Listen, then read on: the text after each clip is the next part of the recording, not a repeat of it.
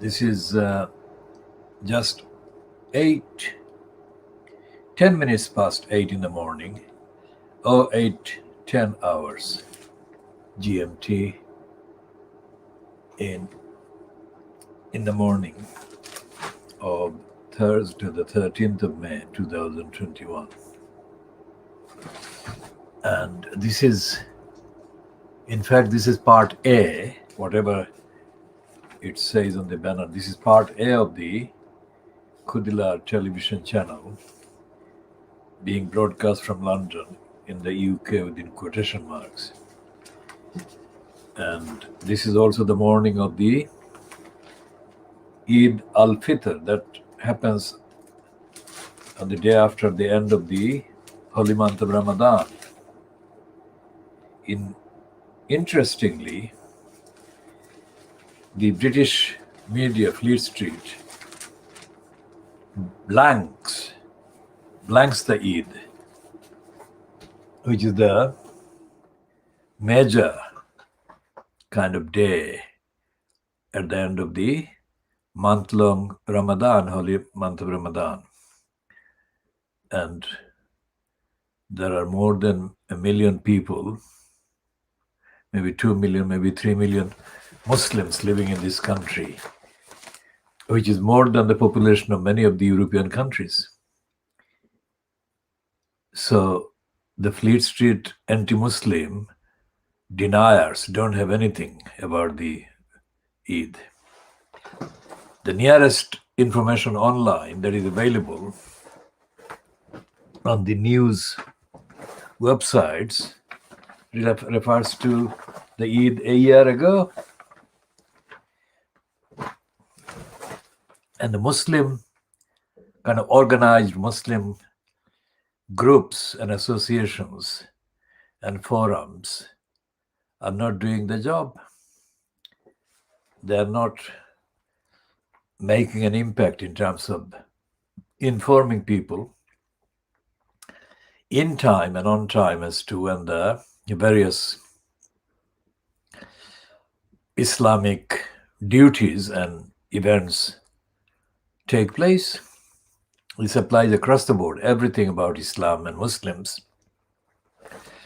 is difficult to get hold of, even at this kind of in the time and the era and the period of fast-tracked access by social media and internet. This applies to everything, as I said, and I shall be discussing more of that in due course, because most people who depend on the centralized kind of confirmation of the occurrence of the sighting of the month of next month after the month of Ramadan cannot do that without getting access or accessible information issued publicly. So people who are not resident near the mosques or the places where they can otherwise access information by word of mouth need to be given the information so that no matter how remote the people are, they can get the correct information in time, correctly. Now, this is the brainwashing, dirty digger, Rupert Murdoch, stupid scum. It is designed for the lowest common denominator, the stupidest human beings that will take the cue from this. The great, the word great is completely offensive and stupid, offensive to intelligence. And the Times is now recognizing in a corrupt way by focusing on the word Gaza and not on the word Israel, because it is Israeli bombing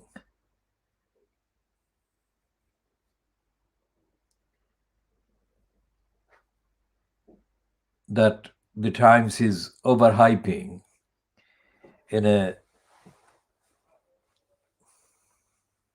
cruel and criminally cynical way. Israel to hit Hamas like they've never dreamt. So it's obliteration of the Palestinians that the Times is celebrating on the day of the Eid. The version in the Guardian reads a bit different. We attack, the Israelis are saying that they attack the Palestinians until there is complete quiet, that is silence. That is until all the Palestinians have been murdered. That's what they're saying here on the front page of the Guardian. And it is embarrassing to have to note that Tracy Emin has reappeared, exhibiting her body as a kind of original contribution to the concept of art.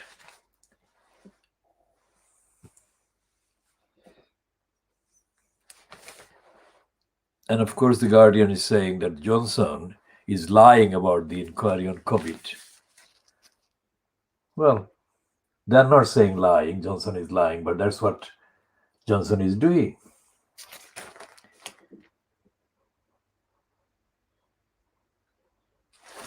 And they're admitting that there is, in Priti Patel's Home Office, there is fear, mistrust, and paranoia.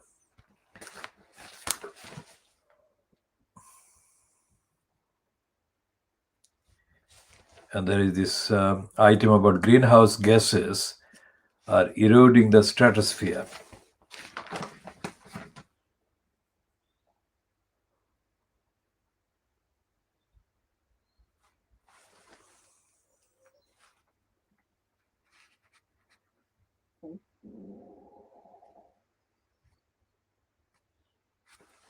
And there are 2 pages on Palestine,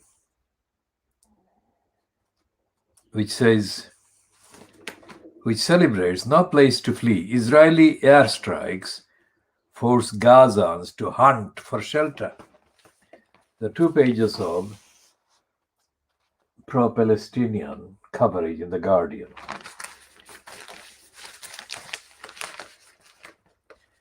And it says that it completely falsely says that Trump trashed the US role as mediator.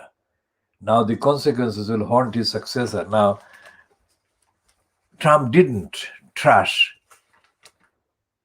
Trump was very much on the side of the Israelis. Trump didn't recognize the existence of the Palestinians, full stop. So he didn't trash anything. He never recognized the existence of Muslims, let alone the rights of the Muslims, the Palestinians.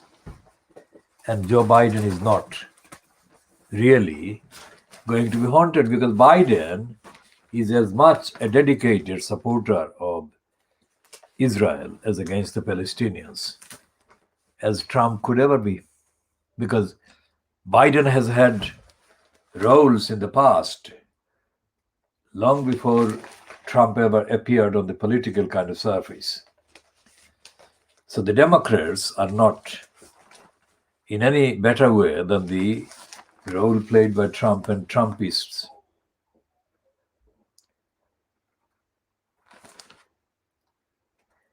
And there is this continuation of the piece from the front page. Anger as Prime Minister backs full COVID inquiry but delays the start for 12 months. Well, that should be typical Boris Johnson lying.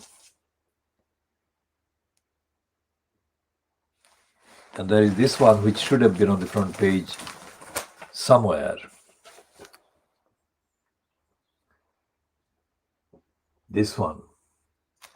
The one that says that India COVID variant found in UK could be more transmissible than Kent strain. And this says that the evidence is building. This piece by Ian Sample, who is described as science editor. Evidence is building that a troubling variant of coronavirus first discovered in India is more transmissible than the variant found in Kent, which fueled the UK's second wave of infections and spread around the world. So this is completely different from the Rupert Murdoch criminality. Great British mask off.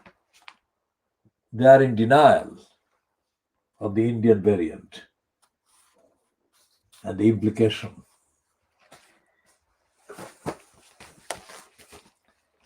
For safety and the implication of the boastful serial announcements of Great British kind of brainwashed being zombified by Johnson's lies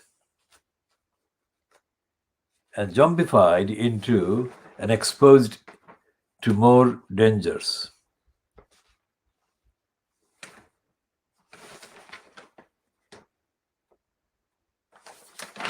And there is, in the Guardian, typical Guardian kind of peddling of the collective image of local councils and pleading for the councils to be kind of funded.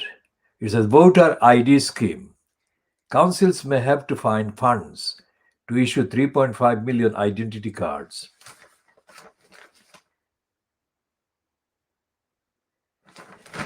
And it says that Keir Starmer is under fire from two former leaders of the Labour Party, which is Corbyn and Tony Blair.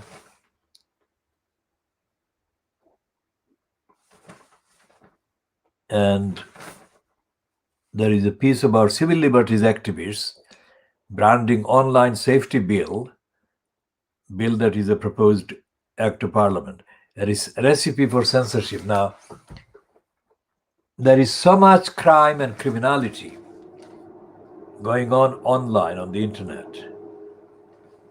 Most specifically, data theft and theft of money from bank accounts by companies that are abusing access to the details of the bank accounts for one-off or separate or smaller amounts, by abusing those data, those details, to transfer money without any authorization for no service at all.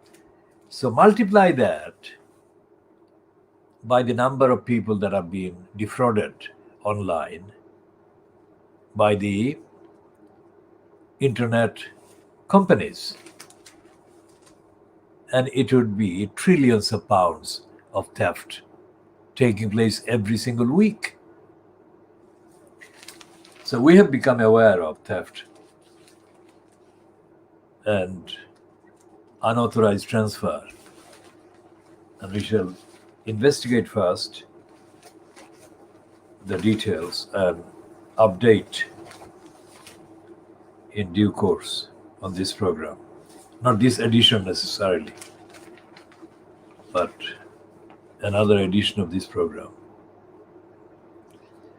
The Guardian has got a long piece about Theresa May.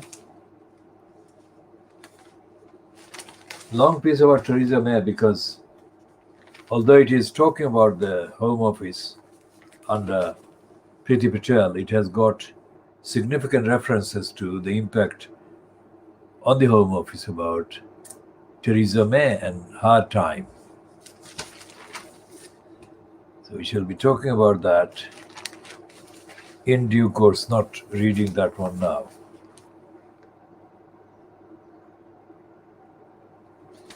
And Johnson is lying on this as well. Family's social care bill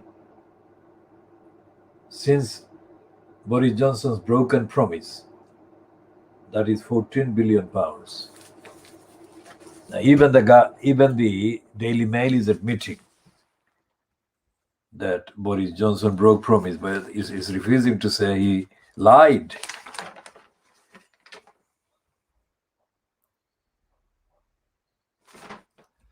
And there is a piece about the finance minister, so-called, Rishi Sunak, who is reported in this piece by the Daily Mail as having warned of tax rises.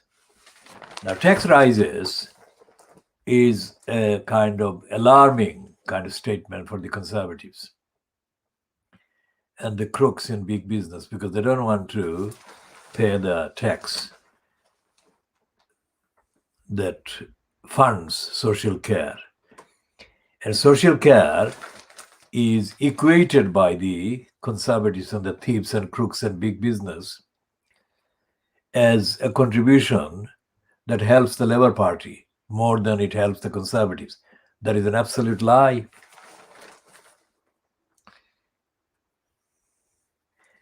And there is a piece in the private eye piece, that is, which is headed Boris and the bizarre case of a shock £535 judgment in county court.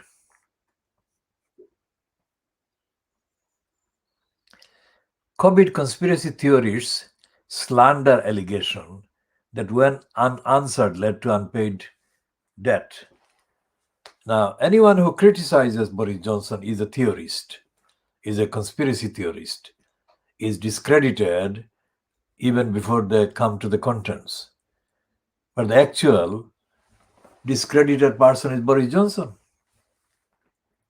So it's a three-named byline.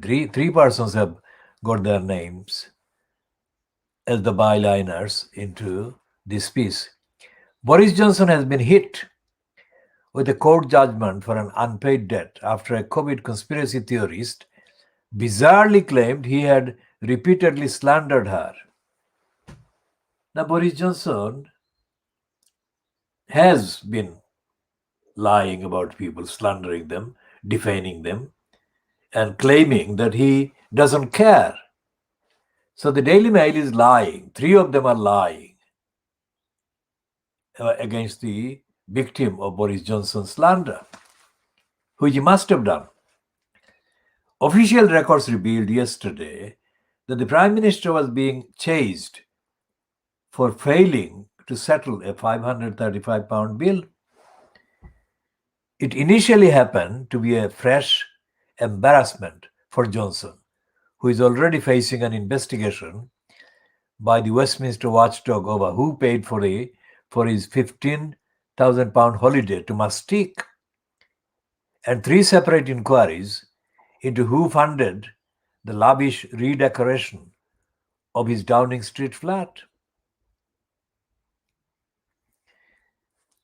But they're not going to let that go without saying that they have carried out their own investigation and they've discovered that this is all made up. That is what they're effectively saying, that it's all made up by a conspiracy theorist.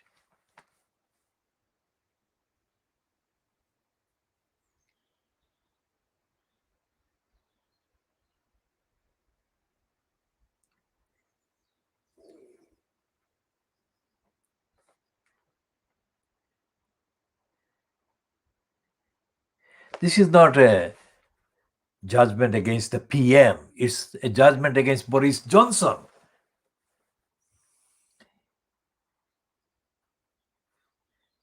And are they mentioning the source of this news? Because it was published in the private eye. Yes, they're mentioning it in the middle, way down in the middle. It is understood Mr. Johnson had no idea about it until the first details were revealed by satirical magazine Private Eye yesterday. Defamation cases are meant to be dealt with by High Court judges. So questions will be asked about why the claim was approved by the online small claims court? The answer, I can give the answer, you morons. Because as the Financial Times boasted yesterday, the rich are the ones who are able to use the courts. And the Queen's Bench Division of the High Court, which is what controls the defamation claims, is the only place where claims for defamation and libel and slander can be processed and filed. So this person must be the person that was slandered by Boris Johnson, must have known about that. And she filed an application to the county court, and the county court duly gave ruling. I had several county court rulings against 2 government departments as well as the London Bar of Arms Council. And the total amount that I was kind of able to get orders for, I never got the payment, but exceeded £3 million. So the pattern is that most of the government departments and the councils treat with contempt court claims made by people who are known to be not big moneyed claimants. Well, claimants who have the support of big resources, big sums of money to pursue the court claims. The claims themselves are different, but the financial position of the claimant, if it is known to be not in the range of millions of pounds, then the claimants are treated with contempt by the government departments, by the local councils, which is what has happened here. Because Johnson said to Jennifer R. Curry during 2012 and 2016 that he was the mayor of London and he didn't care whether people saw him behaving indecently or inappropriately in public. So this is not somebody who should be shielded by attacks by the Daily Mail on his kind of accuser. But that is the pattern of the Daily Mail. The Daily Mail shields and protects Boris Johnson and thus aggravates the atmosphere that allows him to behave as if he has got impunity from accountability and liability.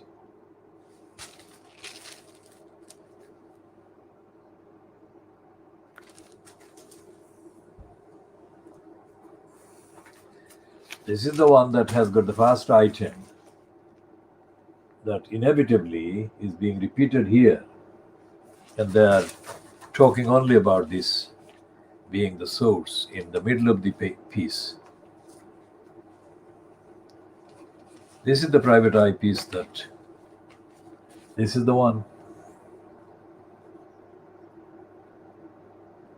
So the light is a bit bright there. So that's the item, the first one.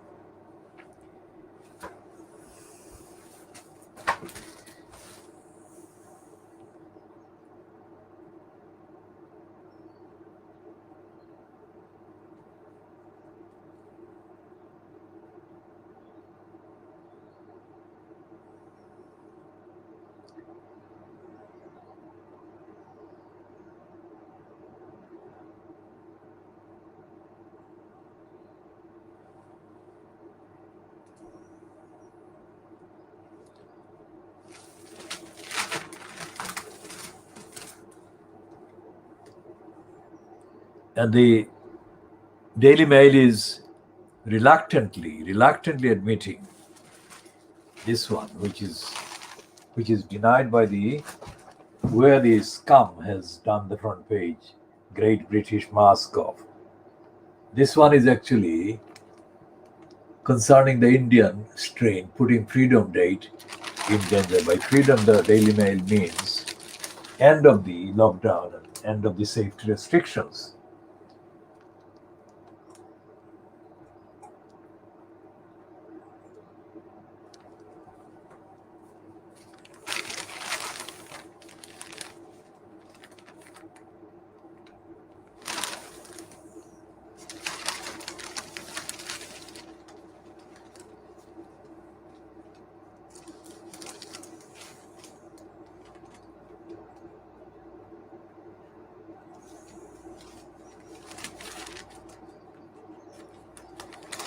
And the Daily Mail has got an upbeat piece by Andy Haldane, who is the chief economist at the Bank of England, saying that the growth rate and the pace of growth, economic growth, so-called, in this country, he is claiming is going to get very fast indeed. And it's going to get the rate and the pace on that scale for the first time in more than 70 years. That's what the claim is.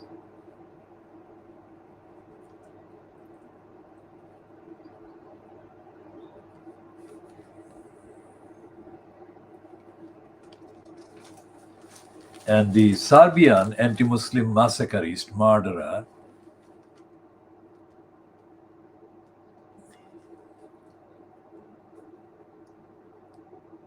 Radovan Karadzic apparently is going to be shifted to a British jail to serve his rest of his life sentence.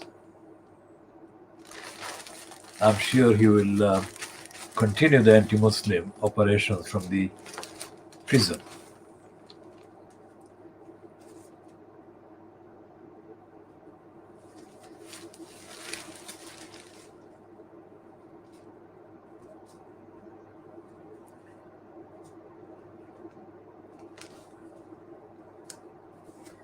And there is a piece in the Daily Mail which is running a claim by Harvey Proctor, who has attacked the Metropolitan Police Commissioner, Cressida Dick, after she said fantasist was credible. Fantasist meaning Nick, the accuser of various politicians of doing sex abuse of children.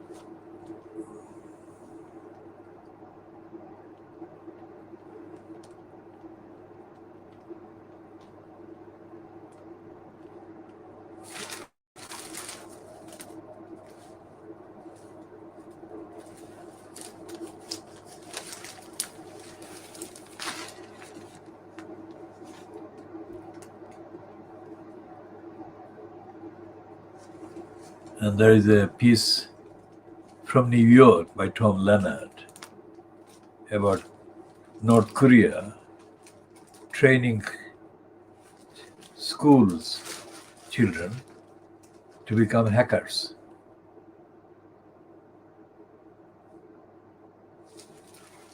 And there is a piece here as a judge is reported as having looked the other way as his wife molested a child.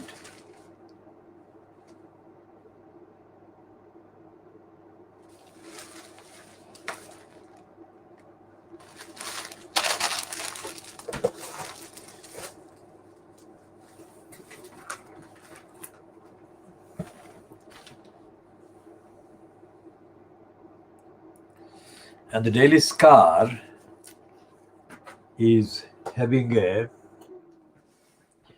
overblown excuse for calling for Piers Moron to be re-employed by the ITV Good Morning Britain program. This is about the alleged kind of error by Alistair Campbell, who was standing in for somebody who said words to the effect that Brenda was dead. Is it too late to get Pierce back, please? A weapon of mass destruction. GMB stand-in accidentally kills off Queenie. Well, that was an accident. Whereas Pierce Moron is a habitual liar and denier and distorter. And they've got even the first editorial in the Star today. And they're mourning as if Piers Morgan has died. Mourning for Piers. Mourning.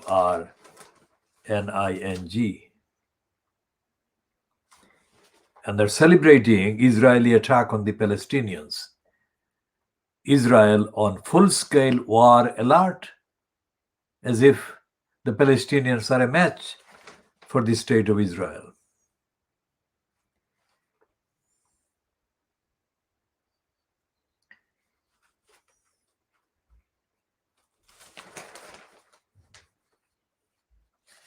Remember, this is the world exclusive original diagnosis of Fleet Street,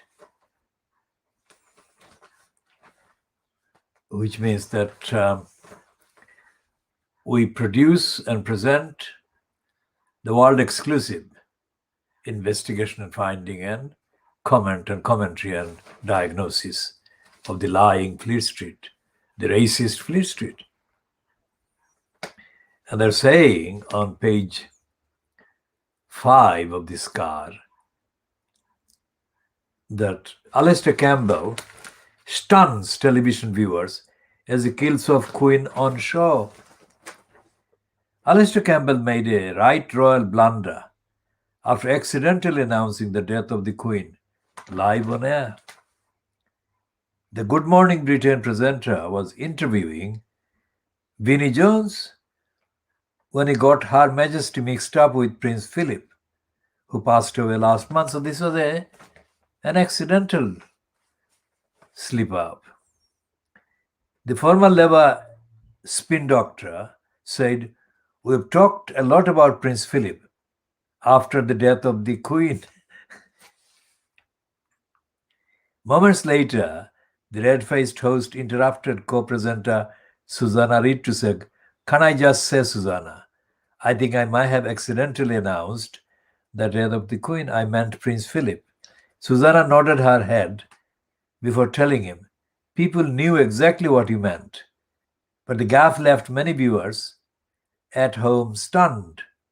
One wrote, "GMB, death of the Queen." Another penned, "Has Campbell Claret just told us the Queen died, GMB." Now, this is the kind of overblowing of really minor words. He wasn't accusing anyone. He just immediately admitted that he had made a mistake.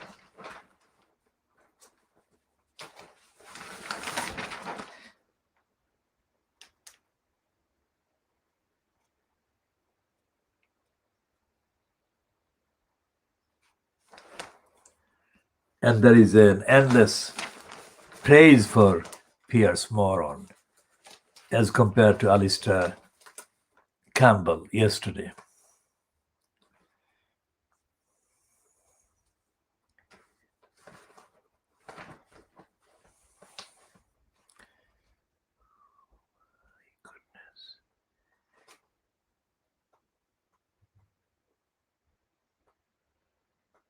And there is a piece about NHS staff to be paid properly by Boris Johnson. And this is based on Dua Lipa, the singer, being recruited to sing the praise of the NHS staff.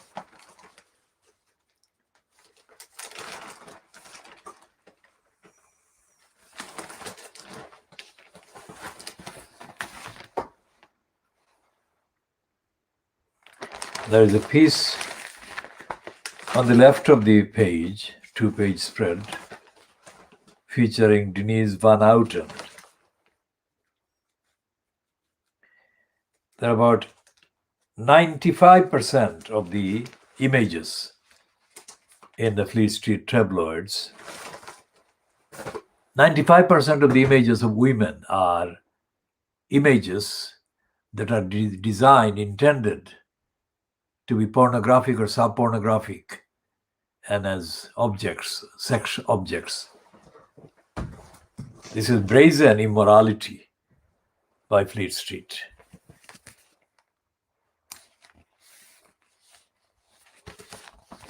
And again, there is this fact check admitted by the I newspaper, reluctantly of course, that variant cases are rising, triple, 3 times.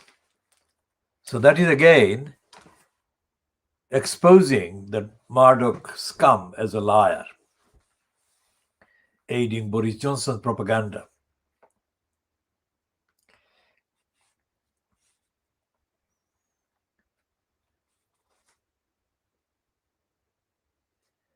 And there are 2 pieces on the Independent, pages 6 and 7, about Palestine.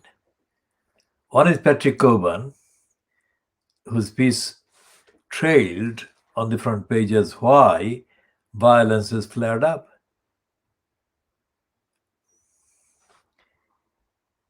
And Bell True reports from Ashkelon on the attacks. Ashkelon must be inside Israel.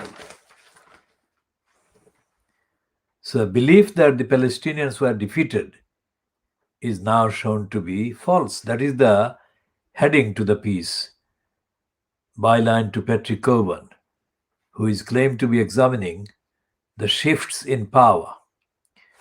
Why has violence flared up again in the Middle East?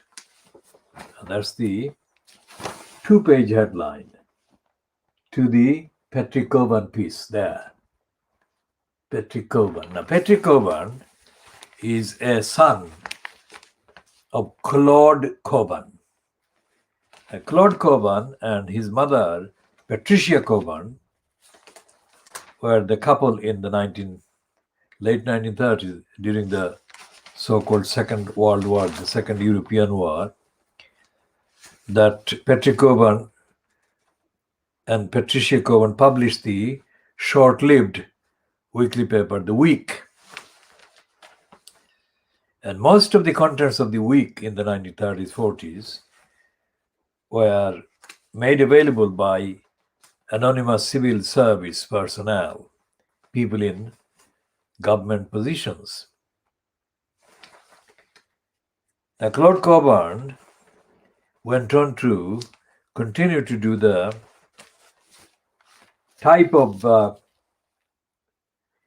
kind of journalism that the Week, the original Week, actually exemplified. But his tone and his kind of standard of exclusivity in terms of the sources and materials and the predictions waned. Now his sons, both of them are journalists. This is Patrick Coburn. And Patrick Coburn is one of the 2 sons who, compared to the rest of the Fleet Street so-called journalists or experts about the Middle East, writes less lies. He doesn't tell the whole truth, but he lies less than most of his contemporaries and colleagues in so-called Fleet Street. And there is on page 8 an admission that the surge of the Indian variant of the COVID may delay final stage of government's roadmap. Because this is something that should have happened even without the Indian variant. Why? Because all the boasts about the end of the infection and the pandemic in Britain are intentionally manufactured lies to shore up Boris Johnson, shore up the Conservatives, and shore up the big business and crooks. Collectively and individually and separately, their agenda has always been to suppress, if not totally successfully deny, the existence of society. And they have been the ones that Johnson has been colluding with right from the beginning, as he's let the bodies pile up in their thousands. He didn't care more than a year ago. He didn't care about public safety. He didn't care about protecting people from the pandemic. And so the other item on the opposite side, that is page 9 of the I newspaper, which is of course the one that is leading in the front page of the Guardian, saying that there is anger, that he has delayed the inquiry by a year. Well, as I have said, inquiries are the most frequently used lying devices to excuse wrongdoings by the government or the state or the agencies. For example, in the case of the Brixton riot, so-called, they had in the 1980s the High Court Judge Scarman, after whom the Scarman inquiry was named. Leslie Scarman was overhyped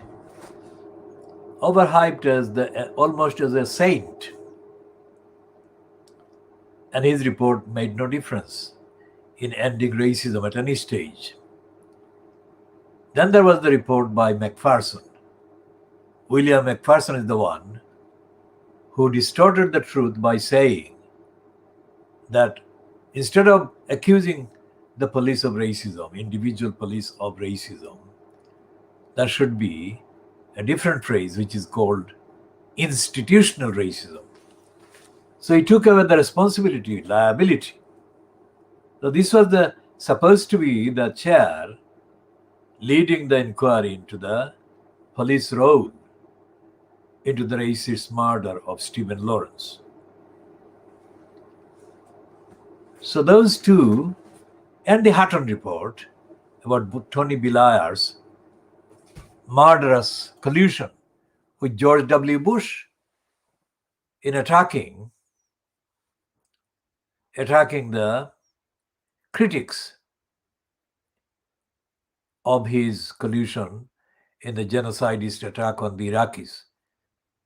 Hutton was appointed to investigate the death of the critic, an expert, scientific expert, Kelly. And so all of this relates to the media. The media hypes the inquiry, the idea of the inquiry. The media, the Free Street, always hypes, including the Guardian, because the way that the Guardian is connecting the two, the delay by Johnson of the inquiry and the outrage about the delay, combine those two factors, and you find the acceptance of the idea of inquiry as totally beyond criticism, and that is the right thing. That is how the Guardian is presenting this anger as Boris Johnson backs COVID inquiry, but not until 2022. That inquiry, the concept of the inquiry is being presented there as being perfect, and that hence the outrage at the delay. But even if the inquiry took place now, it would make no difference to Boris Johnson's conduct, because Boris Johnson is allowed impunity. Now, the word is impunity, that is, he is above all liability, accountability, prosecutability, criminality, whatever. So he will continue because the entirety of Fleet Street, including the Guardian, pander to the liar, Boris Johnson. No matter what lie he perpetrates, what negligence he perpetrates, what cruelty, what criminality and contempt for the lives of the people that have been lumbered together, bodies, thousands of bodies piling up. He is not touchable by any accountability, by ethics, morality, no requirement of democracy or democratic accountability.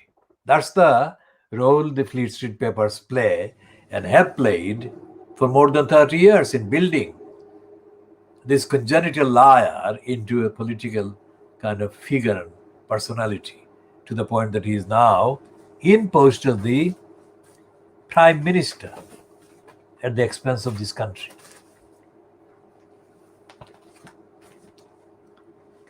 Now, there is this myth about Madeleine McCann,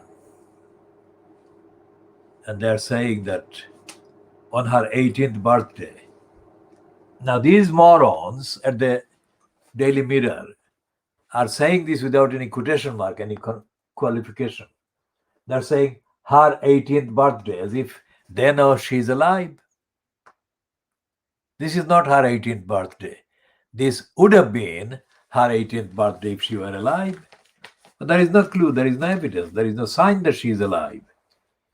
So this is going to go down as the most notorious scandal involving the police and the others and the media, of course, because they've been hyping up the claim that she is dead. Well, that she was murdered by unidentified and unidentifiable people. This is very strange indeed.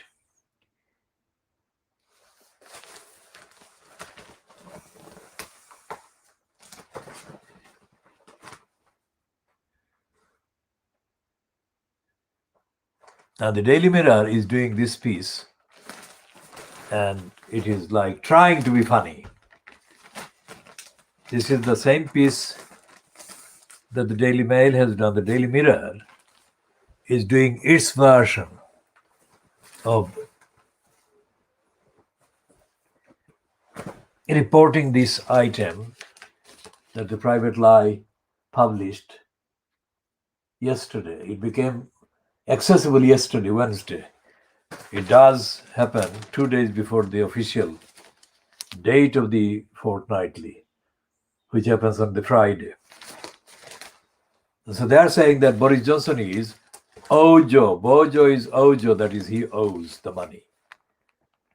And they're saying that fails to pay a £535 claim after county court verdict. And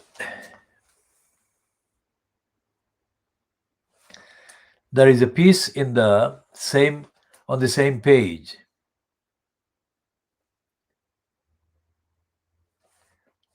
about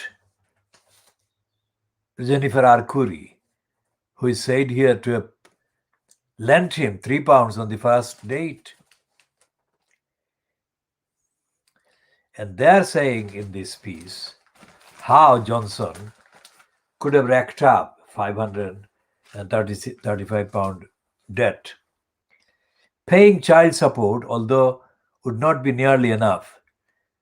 Panic buying 500 blocks of cheese after running out when his former lover Jennifer Arcuri popped round for cheesy pasta. 3. Contributing to his pal Donald Trump's sorry you are leaving card and whip round.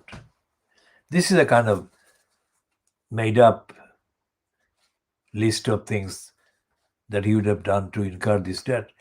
Paying for 3.5 sessions with his £165 an hour personal trainer.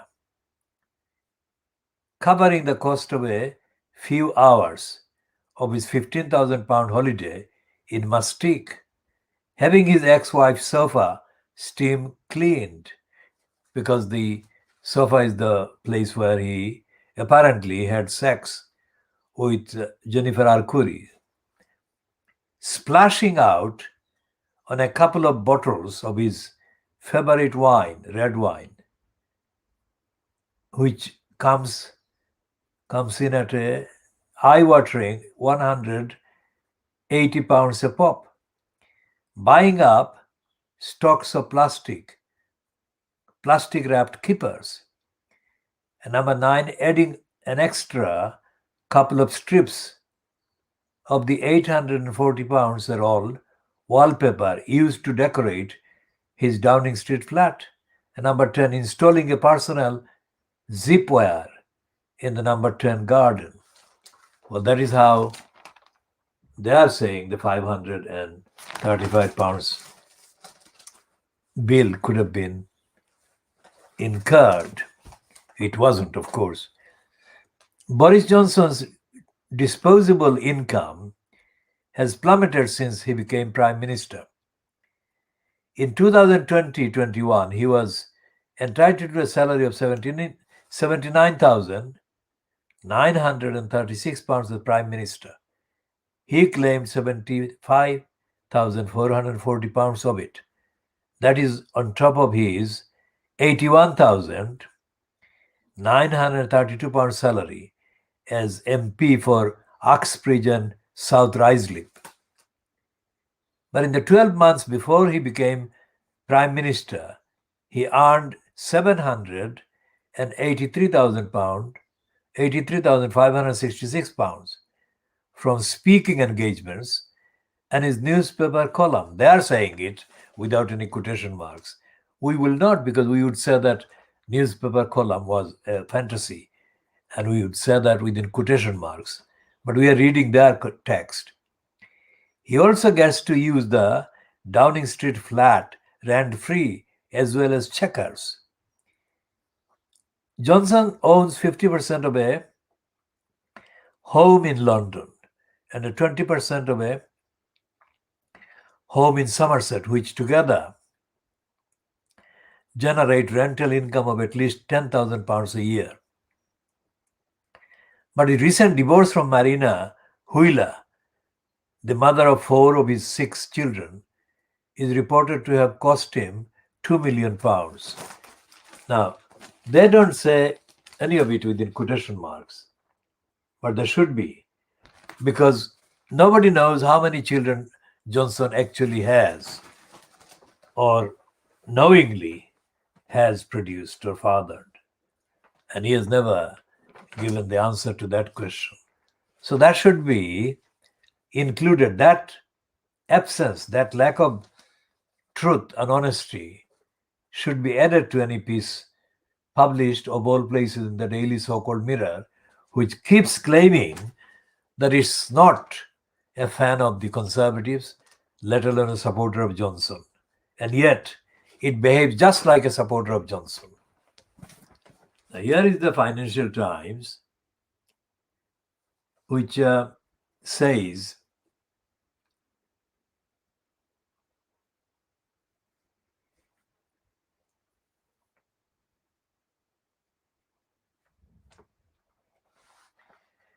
well, the first item on the top is deadly attacks, more than 50 killed in Gaza and Israel.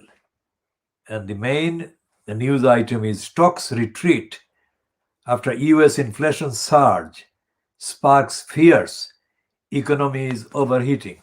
Now, yesterday I said that the Financial Times or Crimes was lying when it was saying that the USA economy was on the up. And I'm saying again about this Andy Holiday, the so-called chief economist at the Bank of England, that he's a liar and he doesn't know the economy and he doesn't know the truth about the various trends over the last 70 years. And so therefore the first confession in the Financial Crimes about the USA, about its overhyped trend in the US economy, is in this headline today. Stocks retreat after United States inflation surge sparks fears economy is overheating. Of course it is.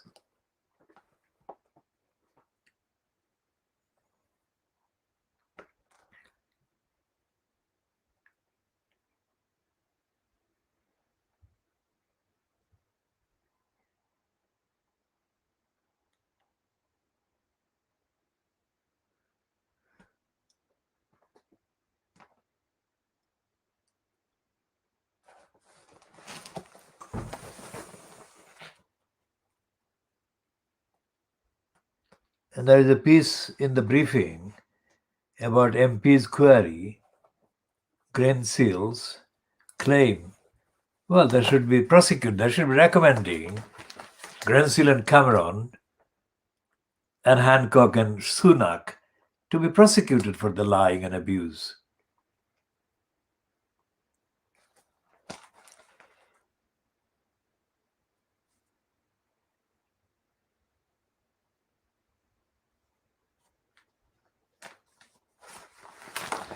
So we shall be coming back to the Financial Times later. Let's see what they're saying on the opinion and comment.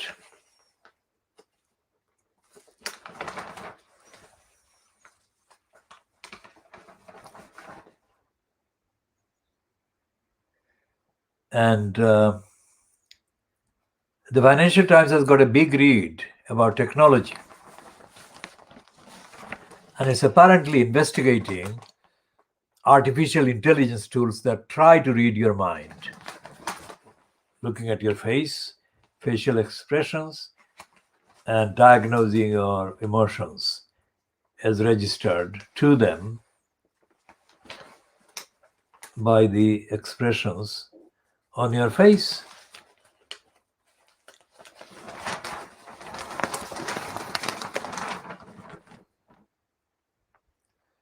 And Robert Shrimsley's item is headed in a very expressive way, which is Labour's worry is that Starmer is no Blair,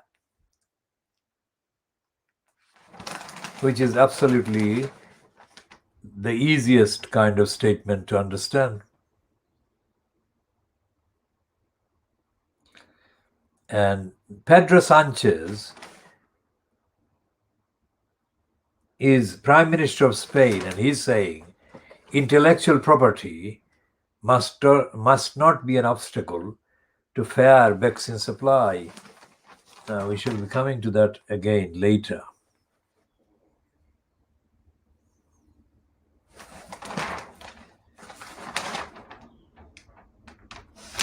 And the Financial Times' first editorial is about the risk of a new war in the Middle East. Now, they're lying. The war never stopped in Middle East. And the war on the Palestinians never stopped. So they're lying.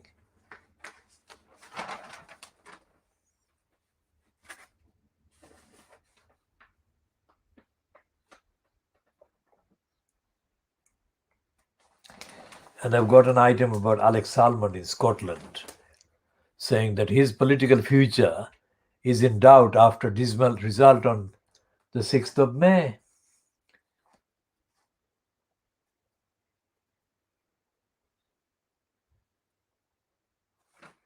And they're also saying, this is the only organ in Fleet Street that is saying it, that the debt order against Johnson is unfounded, says number 10. Now that's a lie. It's not unfounded at all. It is founded. The order is not unfounded.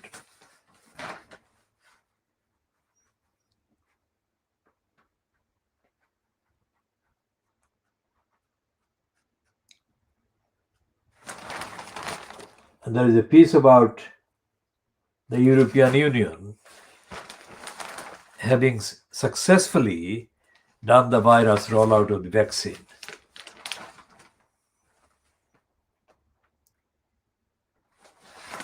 And there is a positive piece in support of the Israeli attacks on the Palestinians.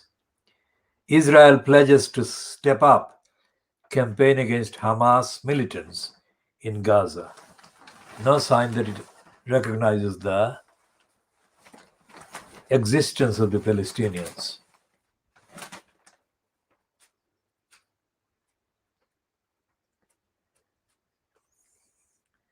And there is a piece about Inside Business Europe by Sam Jones, which is headed, Rich remain skeptical about changing the world with their money. Now, this is the stupidest heading and the stupidest piece by this stupid Sam Jones. The rich don't own the money. That is the whole point. The rich are the robbers and the looters, and the thieves and the criminals that have stolen and robbed and looted the money that belongs to the world. So that's the difference between the truth and the financial crimes. And the propaganda sheet that peddles the lies for Boris Johnson's career, the Daily Boris Graph,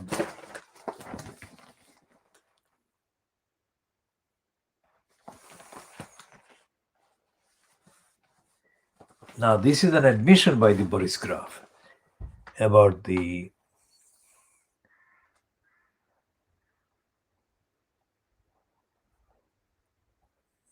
Indian variant of the SARS of the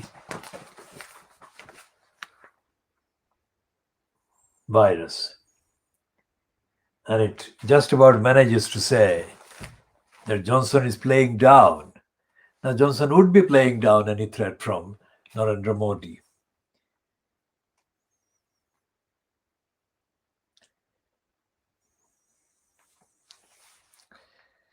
And there is a cartoon by Matt in the Telegraph, who says, "Tell Boris that debt collectors have taken the cabinet table." That's a double-edged use of the word cabinet.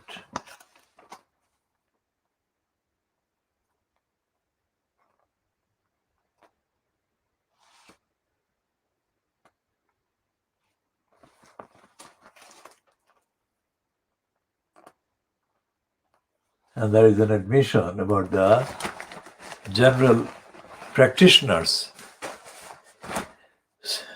service becoming sick itself.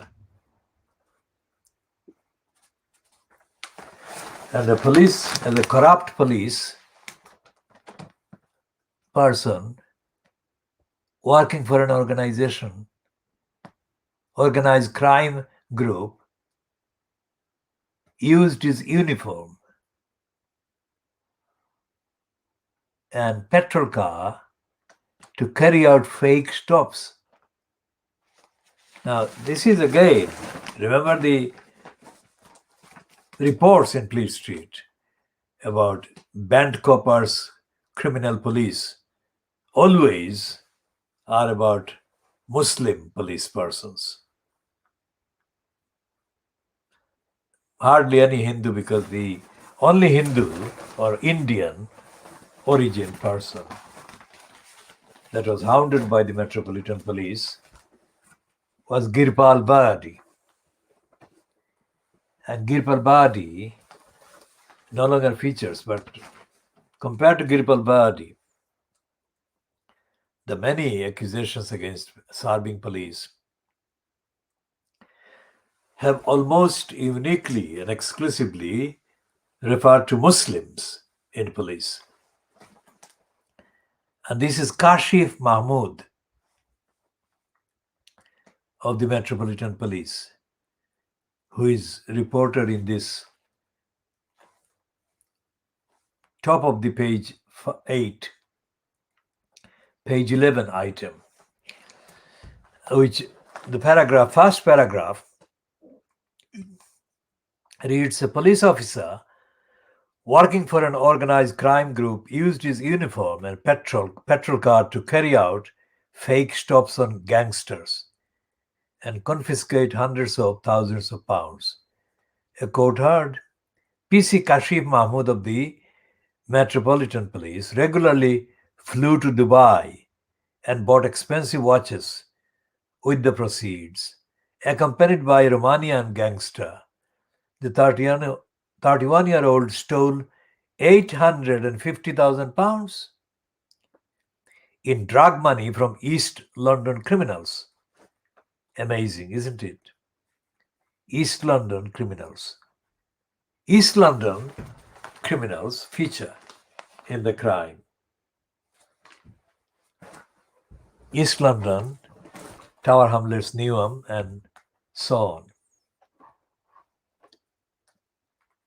only feature in crimes and criminal activities.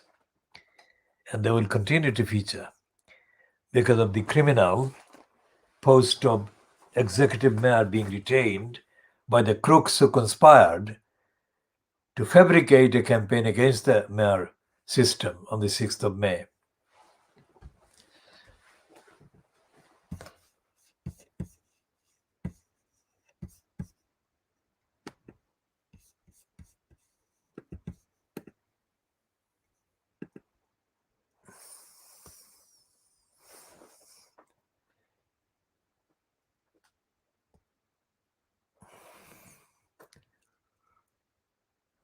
So the piece in the Boris graph, let's see if they identify the parts of East London that the criminals, Kashif Mahmood and his accomplice, Romanian accomplice, operated.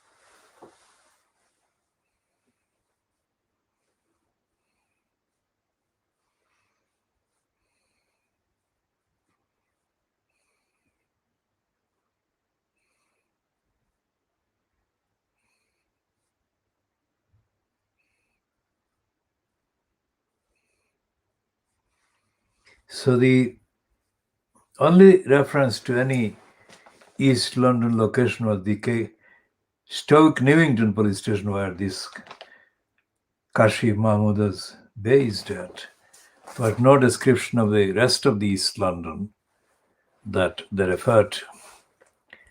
So we shall be talking more about all of these items that we have mentioned at the beginning in later parts.